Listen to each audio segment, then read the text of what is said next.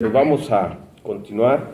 Estamos en la página 46 de tu manual, en el capítulo 7, que es el alma, que realmente es donde está el peso de este manual, porque el alma pues eres tú, es el yo, es el viejo hombre, es esa naturaleza y es esa idiosincrasia, ¿no?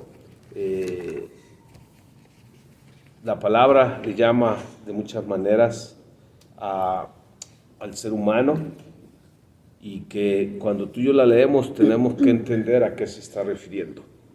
Cuando el Señor vino, Él vino a traernos una vida nueva, que es la vida eterna. Amén. Y esa se da en lo espiritual. Por eso le llamamos, o le llaman las escrituras, el nuevo nacimiento. Por eso le dijo a Nicodemo el nacer de nuevo. A veces nosotros, por no, ¿cómo lo podemos llamar? Meditar o entender a mayor profundidad, podemos confundir dentro de la palabra ciertos conceptos y mezclarlos. Por ejemplo, si entendemos lo que la Escritura dice, Jesús dijo que Él vino a traer vida. Amén. La palabra dice que en Él estaba la vida y Él era la luz de los hombres. Él vino y murió por nosotros, nos salvó de un castigo eterno, pero no nada más nos salvó, sino que nos dio vida eterna. Y la vida eterna es en el área espiritual. Cuando hablamos del alma, no estamos hablando que Dios vino a darnos una alma nueva. No vino, o no dice la palabra que Dios redimió el alma. No, o sea, el alma sigue siendo la misma antes de Cristo y después de Cristo. La diferencia es la conversión, donde esa alma se tiene que convertir. La salvación es un hecho sobrenatural y que solo Dios lo puede hacer, y que para eso nos dio la vida eterna, y dentro de esa vida eterna está el Espíritu Santo, que es el que produce la vida eterna en nosotros, y es el que nos permite hacer ahora lo que antes no podíamos hacer. Pero el alma, que es el yo, que es el primer Adán, ¿sí? Y lo vemos en 1 Corintios, que ahí lo tienes, 15:45, dice, así también está escrito, fue hecho el primer hombre, ¿qué? Adán, alma viviente. El postrer Adán, espíritu vivificante. Aquí ves en este pasaje que hay dos tipos de personas. El primer Adán y el postrer Adán. El primer Adán representa toda la naturaleza humana, porque eso significa Adán, ser viviente, tanto hombre como mujer. Y el postrer Adán se refiere ¿a quién? A Jesucristo. Amén. El primer Adán es tu alma. El segundo Adán es Cristo en vosotros, dice la esperanza de gloria. Entonces, mi alma, ¿sí? Dice Ezequiel 18:20, el alma que pecare, esa morirá. Entonces, el alma es la que pecó, y eso trajo la muerte espiritual. Y la muerte necesita una resurrección, que ese es Cristo, las primicias de la resurrección de los muertos. Pero el alma es mi responsabilidad permitir que el Espíritu Santo, junto con su poder y su palabra, pueda ir siendo convertida, transformada, restaurada al diseño original. Mateo 16:26 dice, porque ¿qué aprovecha el hombre si gana todo el mundo y pierde su alma? ¿O qué recompensa dará el hombre por su alma? O sea, muchos pueden decir, pero pastor, si ya el Señor me salvó mi alma del castigo eterno, de estar separada de Dios, gloria a Dios, porque eres de ese grupo privilegiado, que en la misericordia de Dios hemos sido salvados. Pero tú puedes hacer que tu alma se pierda de todo lo que Dios tiene en este tiempo para ti. Por eso es tan importante entender, separar el alma del espíritu, el alma del cuerpo. Por eso hacemos constantemente hincapié en que tú siempre tienes que verte en tu totalidad como lo que Dios te creó, cuerpo, alma y espíritu. Y saber qué cosas son corporales, qué cosas son almáticas y qué cosas son espirituales. Porque si yo estoy esperando algo espiritual cuando es cuestión del alma, pues me voy a quedar esperando y nunca va a pasar nada. Y eso es donde mucha gente está esperando que el Espíritu Santo haga lo que al alma le toca hacer. Y es cuando tú no ves una transformación o una renovación o una conversión. Entonces, en el alma, ¿sí?, que lo vamos a ver aquí, es donde está lo que realmente eres tú. Y es en el alma donde está la verdadera guerra espiritual. Ahí empieza. Antes de tu conversión no había guerra en ti, porque no tenías ningún enemigo. Dios nunca ha sido enemigo de la humanidad. Y la gente que no tiene a Cristo, como tú y yo no lo teníamos, Dios no era nuestro enemigo. Él envió a su Hijo para que el mundo fuera salvo por Él, dice su palabra. Y Satanás no era nuestro enemigo porque era nuestro Padre. Cuando tú recibiste la vida nueva, entonces es cuando empieza a haber en ti una verdadera guerra, porque ahora pasaste de ser hijo de las tinieblas a ser hijo de la luz. Ahora eres hijo de Dios y Satanás es tu adversario, es tu enemigo. Antes tu carne, tu alma, no era tu enemigo. ¿Por qué? Porque el alma hacía lo que quería, se daba gusto, era el señor de su propia vida. Y la alma está acostumbrada a ser señor. Pero cuando Jesús vino, Él vino como Salvador, pero también vino como Señor.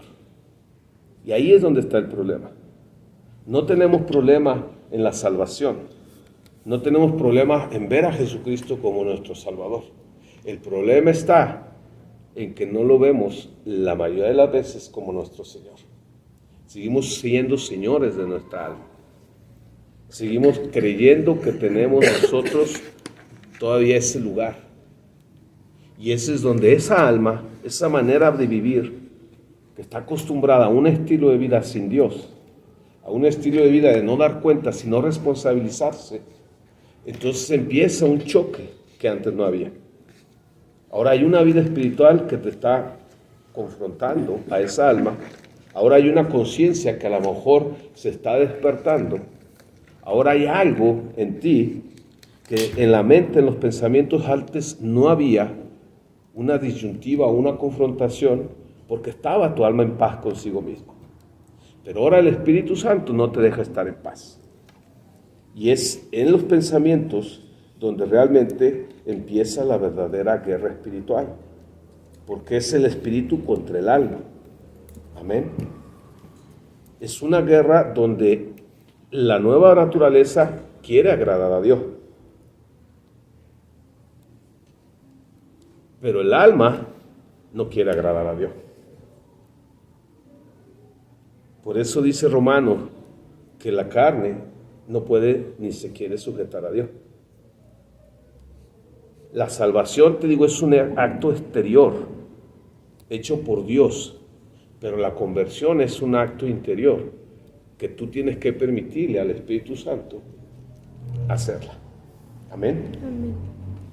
El alma necesita ser salva y necesita convertirse. Y ese es un proceso de toda la vida. El alma es... ¿Mande?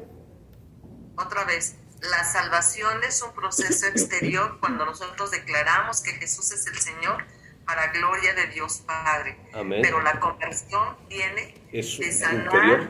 Mis pensamientos, mis sentimientos, mis emociones y mis pasiones. Por eso es interna, como dijo. Así es. Entonces, Sí. okay. Entonces el alma es salvada por medio de la fe en la obra de la cruz. es cuando tú crees en esa gracia, que es por ella que somos salvos, porque por gracia sois salvos, dice Efesios 2, 8 y 9. Y esto dice, no es don de vosotros, pues es don de Dios.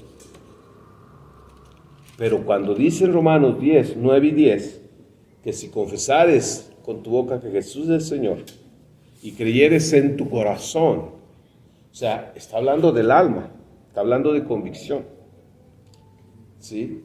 Que Dios lo levantó de los muertos, dice, eres salvo porque con el corazón se cree para justicia,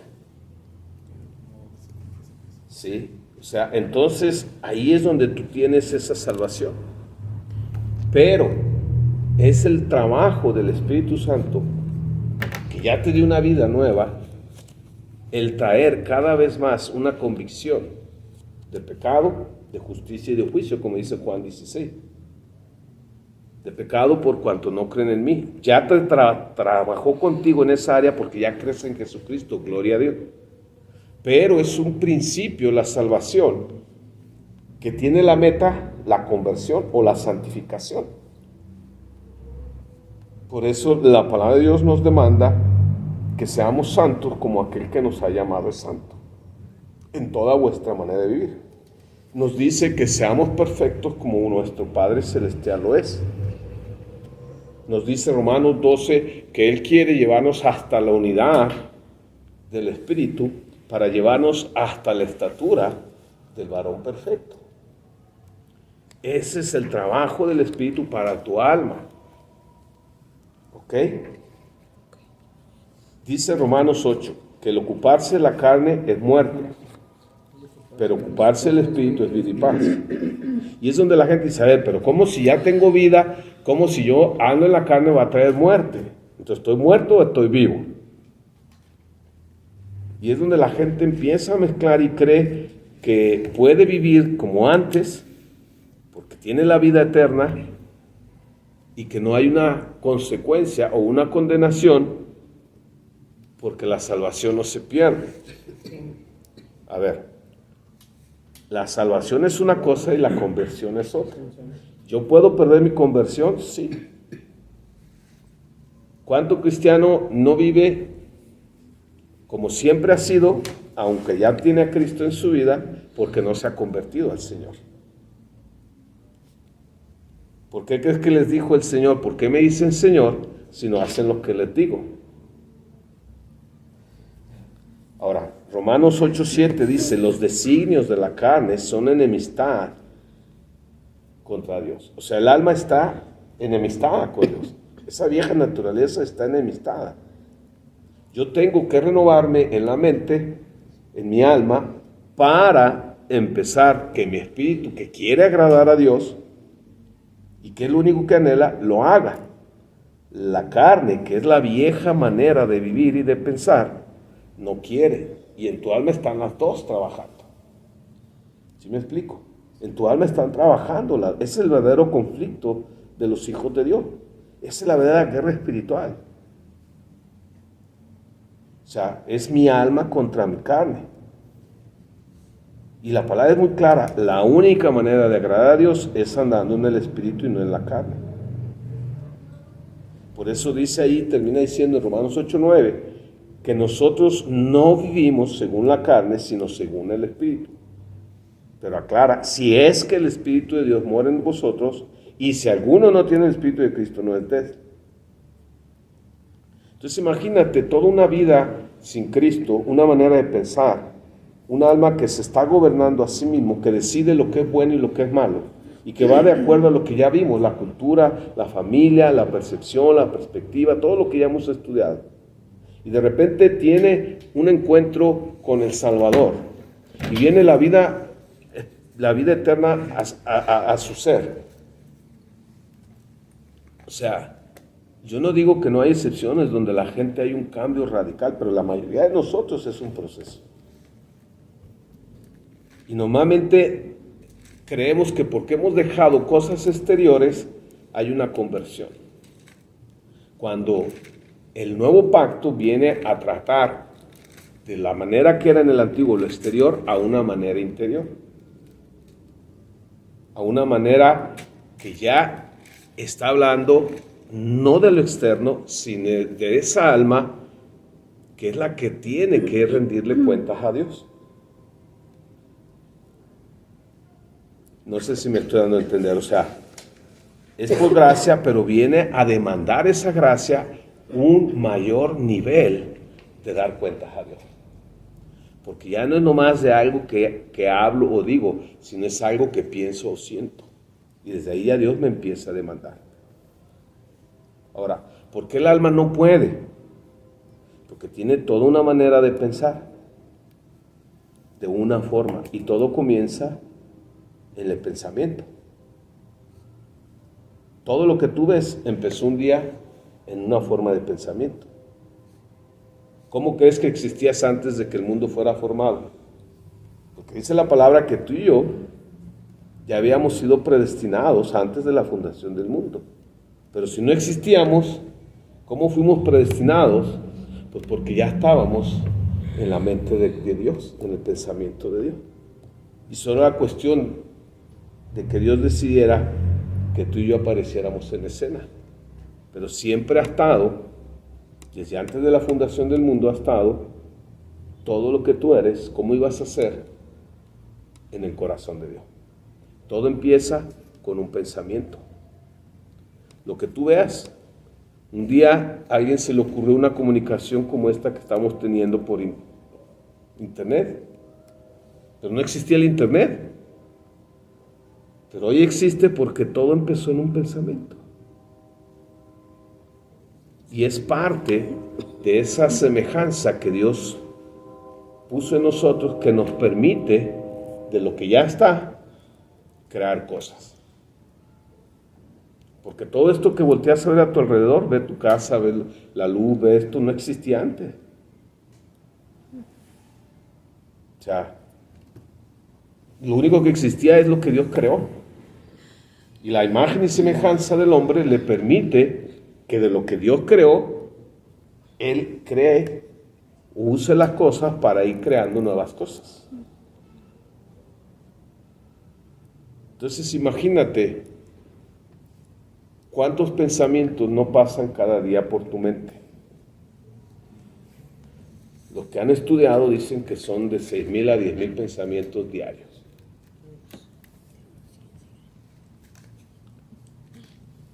Entonces, si tus pensamientos van determinando quién eres tú y vas actuando conforme a ellos, nos vamos a dar cuenta que por eso dice Proverbios que somos lo que pensamos.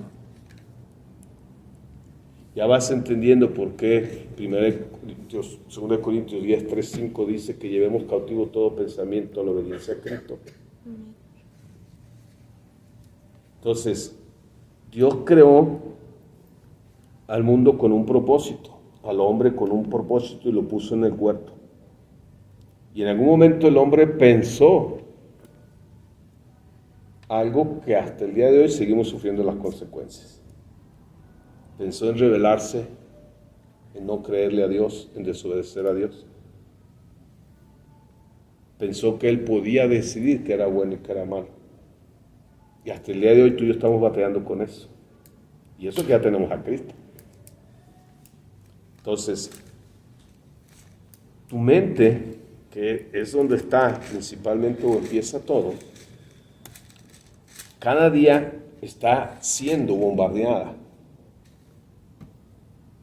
de pensamientos que son como las semillas que trae según el fruto, según el género de esa semilla.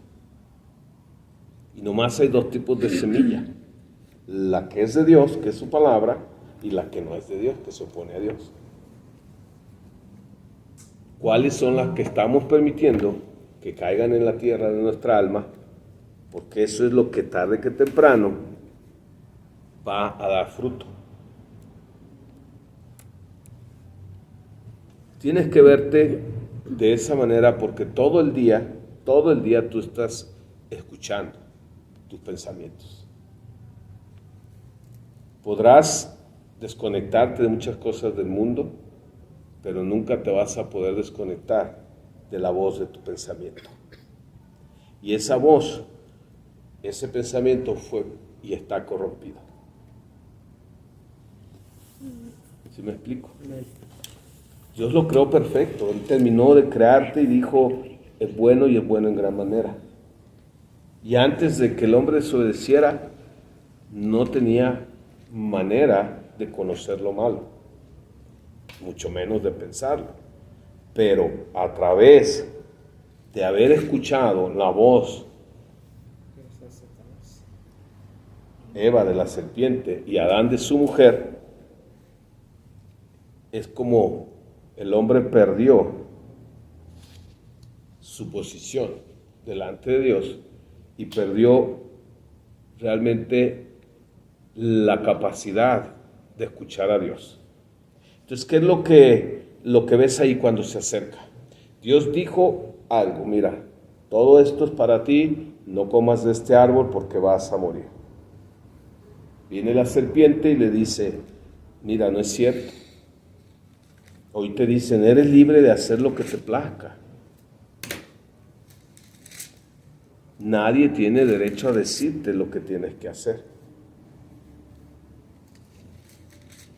¿No te han dicho alguna vez o cuando recién te convertiste? Es que ahí te dicen lo que hagas y lo que no hagas en la iglesia.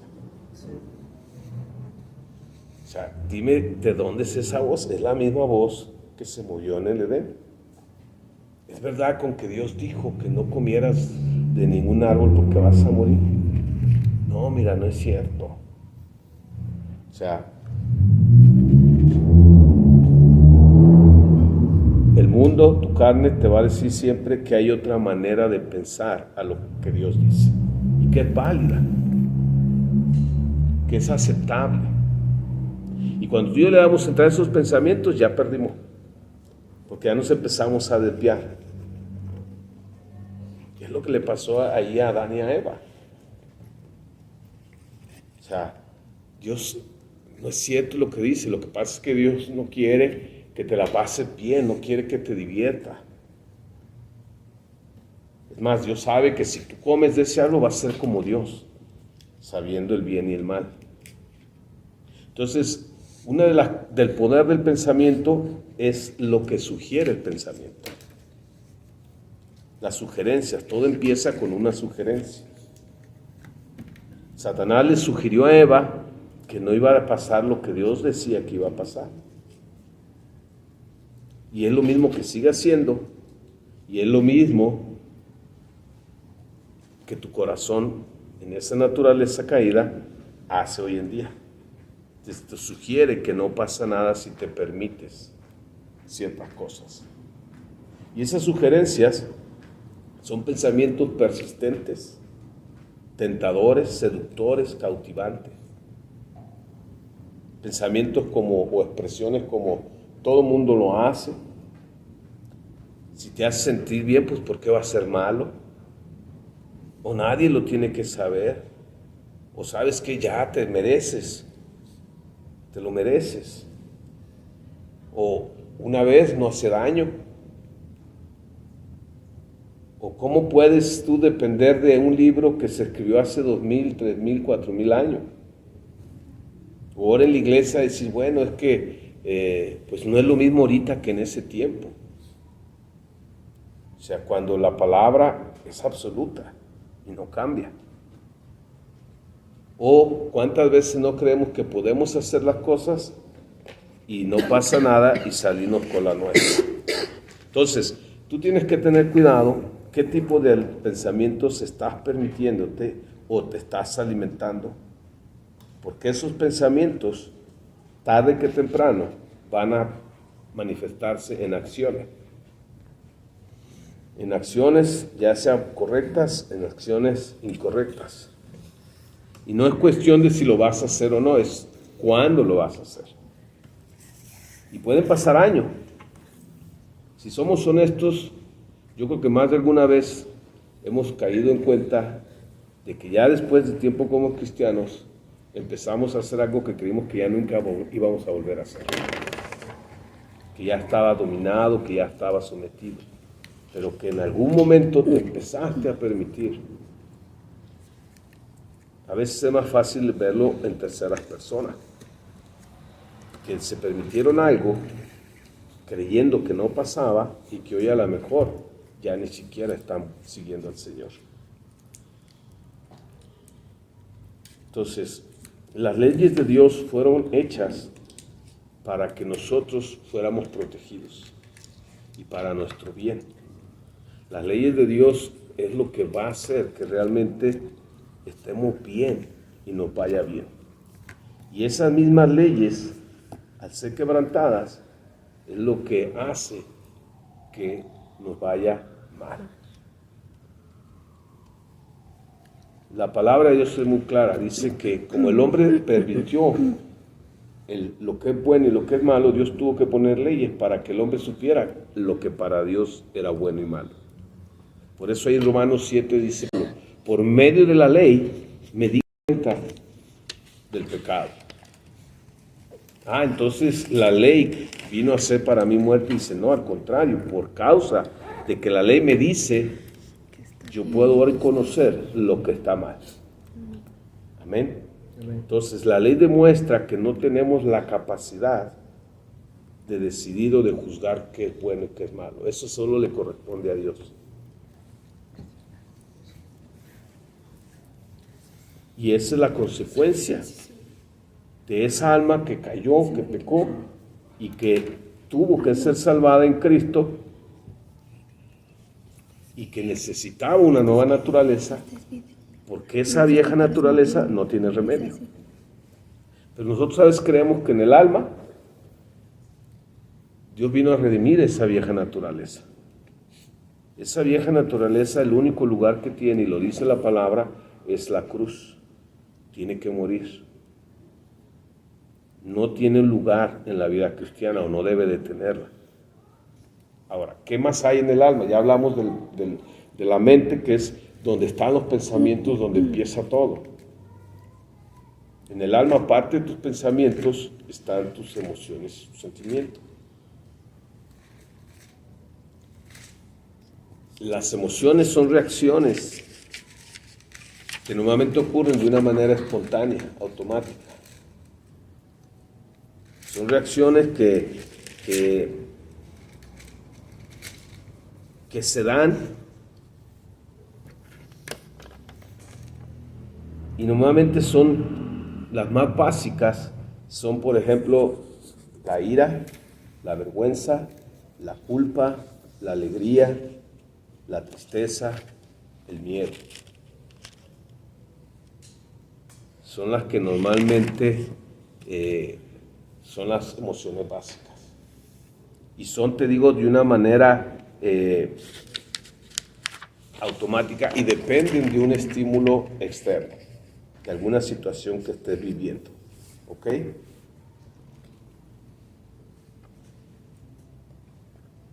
La mayoría de estas emociones, que son, te digo, activadas por eventos, no es el evento mismo lo que causa el caos o lo que causa lo que estás viviendo, sino cómo lo estás manejando esa emoción, cómo la estás interpretando. O sea, eso es lo que provoca que una emoción produzca algo, ya sea positivo o negativo. O sea, por ejemplo, una emoción de temor te puede paralizar o te puede hacer reaccionar. La emoción sigue siendo la misma, pero cómo la interpretaste y cómo la manejaste es lo que hizo la gran diferencia. Tú puedes ver casos donde la gente queda paralizada del miedo y tú dices, ¿por qué no hizo algo? Y otra gente que por el mismo temor, mira, le llega la adrenalina y reacciona así, ¿no? Ambos sintieron la misma emoción, pero la manera de procesarla no es la misma. Y es donde muchas de esas emociones también son, aunque son espontáneas, también las heredamos porque las vimos cómo reaccionaron los padres. Entonces se va creando de una manera subconsciente o inconsciente que cuando hay temor, la reacción correcta es esta. porque esa es la que viviste en casa. Entonces, la manera en que estuvimos viendo en la perspectiva y la percepción, la manera en que nosotros vemos las cosas, va a determinar también cómo nos acercamos o cómo lidiamos con las cosas. Entonces, desde ahí te estás dando cuenta que hay una manera que tenemos pasada de vivir sin Cristo que nos lleva a pensar, a accionar a las emociones y sentimientos, y ahora en Cristo tenemos otras cosas que antes no teníamos, pero que yo tengo que aprender y usarlas. ¿Sí me estoy dando a entender? O sea, esa es mi responsabilidad, y ahí es donde yo tengo que aplicar la fe. Porque la fe es la certeza de lo que espero, aunque no lo esté viendo. Entonces, cuando yo empiezo a cambiar mi perspectiva, cuando yo empiezo a que en mi mente haya un diálogo, un proceso, ¿sí?, que me ha llevado a tener ciertos patrones, pero que ahora, por medio de las Escrituras, por medio del Espíritu Santo, llevo que ese proceso sea diferente, entonces, ¿sí?, voy a permitir que mi pensamiento me lleve a una acción diferente. ¿Cuántas veces cuando pasa algo y en tu pensamiento tienes un diálogo que te lleva a una conclusión, una conjetura, y que provoca emociones o aún sentimientos, y que cuando te enfrentas a la realidad muchas veces no era todo tu diálogo, no pasó nada de lo que pensaste, pero ya te emocionaste, ya te desemocionaste, ya te enojaste, ya te contentaste, pero tú solito, por tus diálogos, tu manera de pensar. Y ya estás predispuesto, porque ya traes toda una serie de diálogos y de conjeturas que te llevó a sacar conclusiones, que te predispuso a algo que ni siquiera ha pasado, o a lo mejor ni siquiera es verdad lo que tú estás pensando.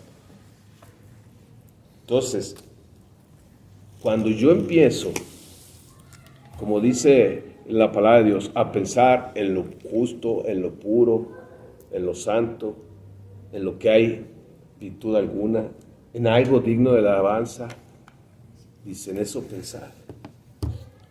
Entonces yo voy a hacer que mi diálogo interno sea o empiece a ser cristocéntrico, guiado conforme a la palabra de Dios. Dime cuál será el resultado. Entonces hay cosas que ya Dios me entregó. Por ejemplo, ¿cuántas veces nos citamos esa palabra de Timoteo? Es que Dios nos ha dado espíritu ¿de qué? De cobardía, sino de amor, de poder y de dominio propio. Dios te lo ha dado, sí.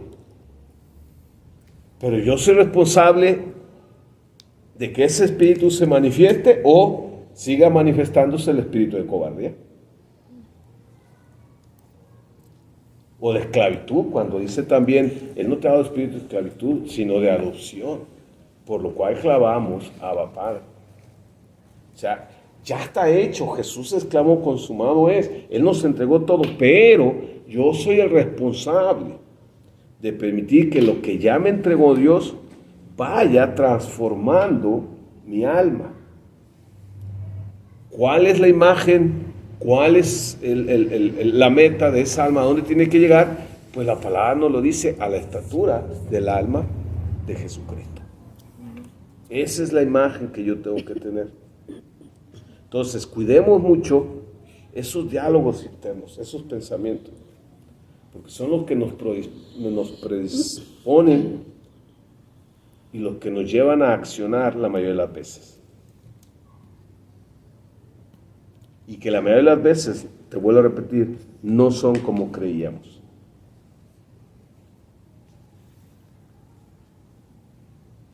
Si hay alguien que desea que seamos más que vencedores, que superemos cualquier situación o dificultad, ese es Dios mismo. Por eso la palabra dice, si aquel que cuando éramos sus enemigos no escatimó a su propio Hijo, ¿cómo no nos dará en Él y con Él todas las cosas? Entonces, Él es el que está interesado en que esa alma sea restaurada, sea convertida. Entonces empieza con el pensamiento. La emoción es esa reacción. Y el sentimiento es la interpretación que yo le doy a las emociones que estoy teniendo. Entonces, cuando algo está en el pensamiento y luego está en la emoción y yo las junto, se compone ¿en qué crees? En un sentimiento. O sea, velo cuando tú estás pensando, por ejemplo, en algo que te está preocupando, ¿qué emoción va a generar? Angustia, temor. Y cuando esos dos permanecen, ya se convierte en un sentimiento. Es como cuando tú viste a alguien que te gustó, te emocionaste y luego empiezas a pensar en él, al rato ya estás enamorado. ¿No? ¿Por qué? Porque ese pensamiento persistió, esa emoción persistió y acabó en un... Es que no supe qué horas pasó. Pues es que pasó desde que le diste lugar a tus pensamientos y a tus emociones. Si yo no pienso en Dios ni en su palabra, ¿tú crees que me va a emocionar las cosas de Dios? No. ¿Yo voy a sentir algo por Dios? No. Oye, pero Dios es espíritu, está en el cielo, sí. Pero sigue siendo persona. Sigue siendo más real que lo que ves. Y sigue estando más presente de lo que estamos presentes. Entonces, yo no puedo creer que mi alma puede tener una relación con Dios si no estoy ocupando mi mente en la palabra de Dios. Si no estoy pensando constantemente en Dios. Mientras más ocupe mi pensamiento, y es donde dice ahí Romanos, no os conforméis a este siglo. O sea, la única que nos permite es conformarnos a nuestro Señor Jesucristo. Esa es la vida eterna, conocer a Dios por medio de Jesucristo. Pero yo tengo que entonces entender que es algo que a mí me corresponde hacer. No es trabajo del pastor, no es trabajo del Espíritu, es mi voluntad la que determina hasta dónde quiero con Dios. Hasta dónde le voy a permitir a Dios enamorarme. Hasta dónde voy a realmente estar consciente de lo que Dios es y lo que Dios quiere ser en mi vida. Las emociones son momentos. El sentimiento es el que dura más tiempo. Por eso en las iglesias puede haber mucha emoción. Te emociona la alabanza, te emocionan ciertas canciones, pero así como llega, así se va. Entonces sale la gente, no, bien emocionada, pero a la media hora ya no siente nada. O cuántas veces no decimos, no, es que se sintió la presencia de Dios. ¿La sentiste? Porque estabas pensando en Él.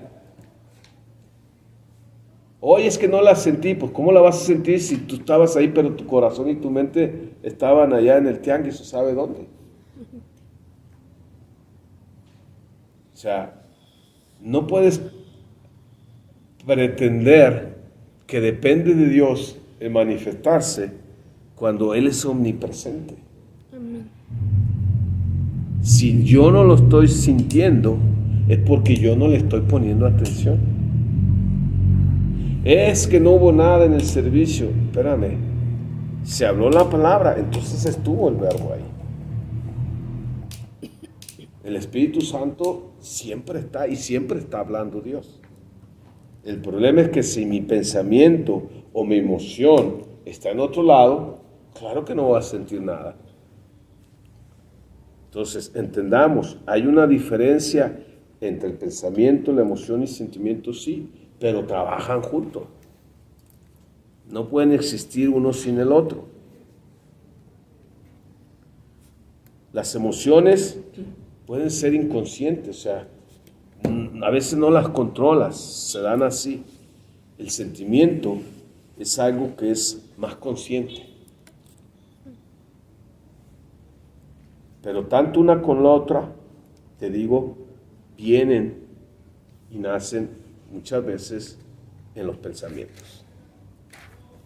Las emociones son normalmente transitorias, pero los pensamientos son los que duran más tiempo. Las emociones se dan de una manera rápida y los sentimientos siempre interviene la conciencia y toma tiempo para que un sentimiento se forme. Mientras más tiempo pasemos con Dios, mayor será nuestro sentimiento hacia Dios. Y eso es algo que requiere esfuerzo, requiere tiempo y requiere sacrificio porque a la carne no le gusta.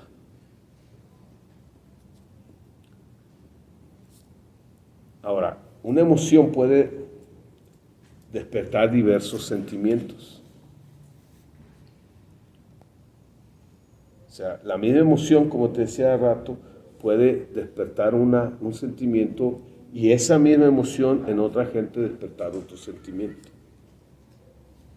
Ahí va a depender de cada alma, de todo lo que el alma es y todo lo que trae. Entonces, ¿qué es lo que nos hace responsable? A final de cuentas, es la otra parte que hay en el alma, que es la voluntad.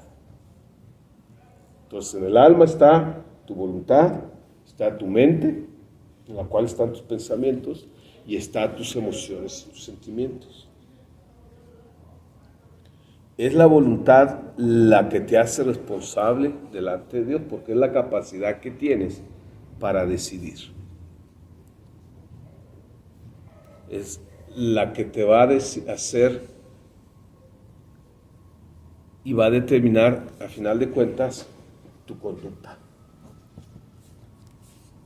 Es la manera consciente que tiene el ser humano para realizar algo, para decidir algo. O sea, Dios nunca, aunque nos ha dado la vida eterna, nunca se va a imponer su voluntad a la nuestra. El señorío quiere decir que yo, en mi voluntad, someto esa voluntad a la voluntad de Dios. Pero eso es algo que cada uno va a decidir y que tienes que decidir todos los días de tu vida. Hoy tú y yo estamos donde estamos por la voluntad, la que ha decidido que sí y que no. Porque muchos escucharon la palabra al mismo tiempo que tú y no están siguiendo al Señor. Claro, es la misericordia y la gracia de Dios, pero a final de cuentas, tú tuviste que decidir. Por eso dice Juan, que el que cree no es condenado, pero el que no cree ya ha sido condenado. O sea, yo decido si lo que me ha sido revelado, lo creo o no lo creo. Todo mundo tiene esa oportunidad y la va a tener en algún día de su vida. Todo mundo, porque Dios no es injusto.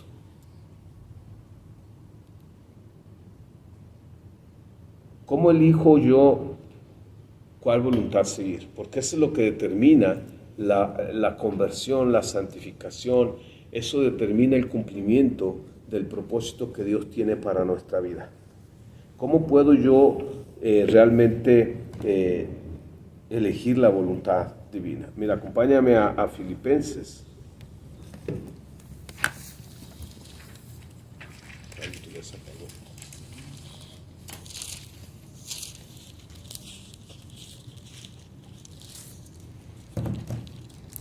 Filipenses 2:13.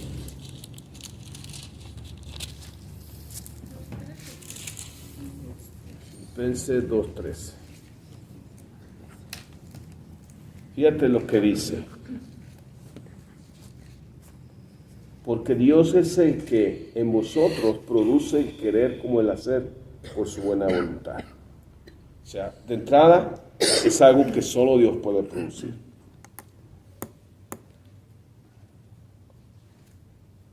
Ya leímos Romanos, la carne no puede ni quiere sujetarse a Dios. La carne nunca va a querer ser la voluntad de Dios. Pero ese encuentro que tuviste con Cristo, esa vida nueva que te dio, es la que ha producido que hoy hay ese sentir, hay ese deseo de agradar a Dios cuando antes no lo había.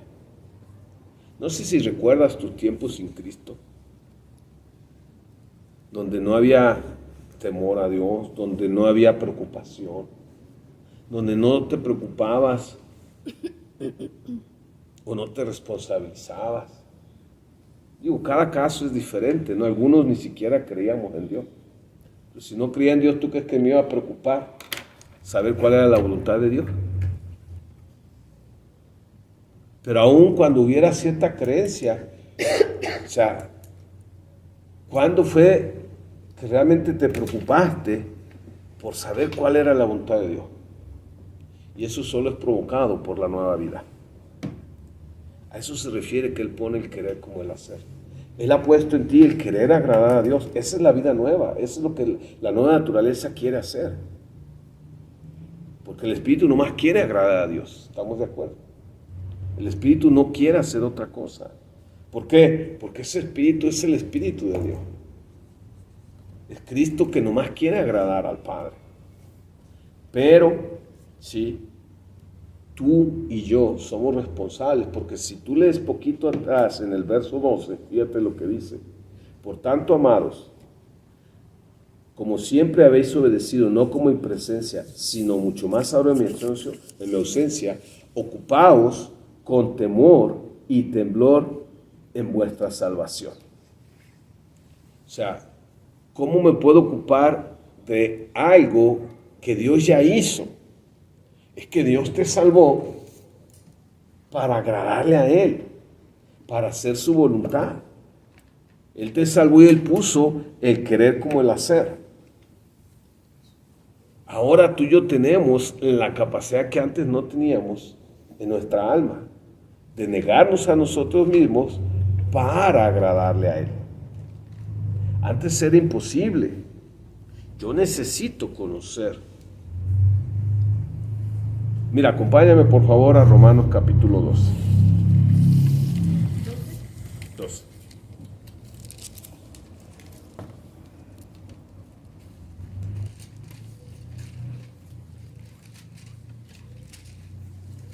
Ya estás ahí. Fíjate lo que dice. Así que, hermanos, os ruego por la misericordia de Dios que presentéis vuestros cuerpos en sacrificio vivo, santo y agradable a Dios, que es ¿qué? Tu culto racional.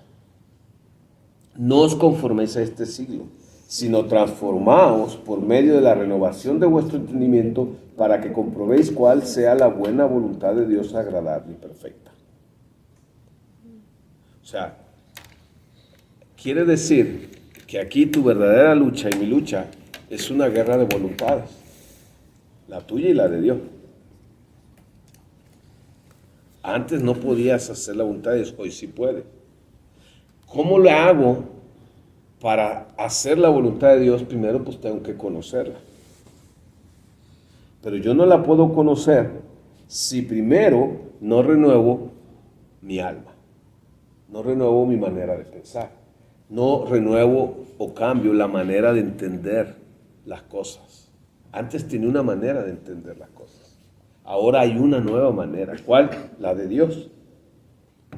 Yo necesito renovarla y para eso, ¿sí? Yo necesito presentar mi culto racional como un ¿qué? Sacrificio vivo. Pero ¿por qué no podemos conocer la voluntad de Dios? Pues porque no queremos sacrificar nuestra voluntad. No hay atajos, no hay otras maneras más que las que Dios ha dicho. Si yo quiero saber cuál es la voluntad de Dios, yo tengo que dejar de conformarme a este siglo, o sea, a la manera que yo tenía de pensar y de vivir, y empezar a renovar en mi espíritu y mi mente de una manera como ahora Dios dice que es, o como siempre ha dicho, pero que antes no la podía conocer. Esa es la manera en que yo puedo realmente elegir la voluntad de Dios. Dios tiene todo el amor, la sabiduría y el poder que tú y yo necesitamos para hacer lo que Dios dice. Pero hasta el día hasta el último tiempo, siempre vas a ver que el hombre va a querer estar haciendo su voluntad y no la voluntad de Dios. Y te hablo tanto en el creyente como en el incrédulo. La voluntad de Dios es clara. Dice que es buena, es agradable y es perfecta. Conforme a su propósito. Conforme a lo que Él es. Yo no le veo lo bueno y lo agradable y lo perfecto porque yo estoy viendo otras cosas. Cuando yo empiezo a ver las cosas como Él las ve, podré ver que su voluntad realmente es buena, es agradable y es perfecta. La voluntad de Dios, dice Juan 3:16, es que Él dio a su Hijo para que todo aquel que en Él crea no se pierda, más tenga vida eterna. 1 Timoteo 2:4 dice que Él quiere que todos se salven y vengan al conocimiento de la verdad. ¿La voluntad de Dios es que todos se salven? Sí. ¿Se va a cumplir esa voluntad en todos? No. La voluntad de todos es cumplir, que sus hijos cumplan el propósito para lo cual Dios nos creó. Sí. ¿Se va a cumplir el propósito de Dios en todos sus hijos? No. ¿Se está cumpliendo? No. ¿Qué tanto se va a cumplir o no? Pues qué tanto andamos en su voluntad o no. Es en su voluntad donde vamos a poder cumplir el propósito de Dios para nosotros. Bien, entonces entendamos pues que si tú y yo no entendemos que nuestra verdadera guerra, te lo repito mucho porque es el diario vivir,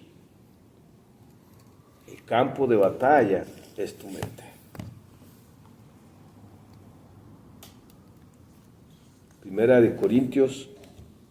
Segunda de Corintios 11:3 dice, Pablo advirtiéndonos acerca de esta doble mente.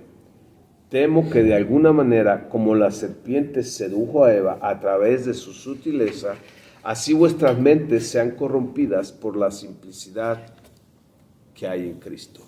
O sea, tú tienes que cuidar que una cosa es lo que Cristo es y otra cosa es lo que tú eres sin Cristo. Y no significa que seamos ignorantes. La palabra simplicidad quiere decir, ¿sí?, que se entrelaza. Nomás hijo, conecta ahí. Sí, se entrelaza una mente con la otra y es muy fácil que no estés discerniendo cuál es quien está gobernando, cuál pensamiento o quién está dirigiendo o la fuente de tu propio pensamiento. Fuimos creados a la imagen de Dios y fuimos destinados, o el propósito de Dios sigue siendo el mismo, de ser hijos de Dios. O sea, Dios no ha cambiado su propósito. Dios no ha cambiado. No fue algo que lo sorprendió en el Edén y dijo, pues ahora voy a tener que hacer esto. No, siempre el propósito de Dios es que su creación llegara a ser sus hijos. Y sigue siendo lo mismo. Por eso, cuando tú fuiste salvado, el primer propósito de Dios es que tú conozcas realmente lo que significa ser hijo de Dios. Que realmente tú y yo entendamos que conforme yo me vaya identificando en esa nueva posición que Dios logró a través de Cristo, me permita llevar a la práctica mi nueva posición delante de Dios como hijo de Dios. Porque una cosa es la posición de la identidad que Dios me da en Cristo y otra cosa es la acción que la práctica de vivir como hijo de Dios me va permitiendo conocer a Dios cada día. Nadie dice ha visto al Padre, el único que lo conoce, ¿quién es? El Hijo. Y la única manera de conocer al Padre es por medio del Hijo. Y yo necesito conocer al Hijo. Entonces yo necesito que mi mente deje de pensar como antes. Es como los aparatos hoy en día. O sea, necesito reiniciar el sistema. ¿Sí me explico? O sea, necesito rebobinar, necesito en todas las áreas. Porque cada uno de nosotros llegó en épocas diferentes a los pies de Cristo. Y ya traemos un pasado viviendo de una manera que necesita ser renovado. Llámalo como hijo, llámalo como esposo, llámalo como padres, llámalo como donde te haya alcanzado el Señor. Ese es el orden natural.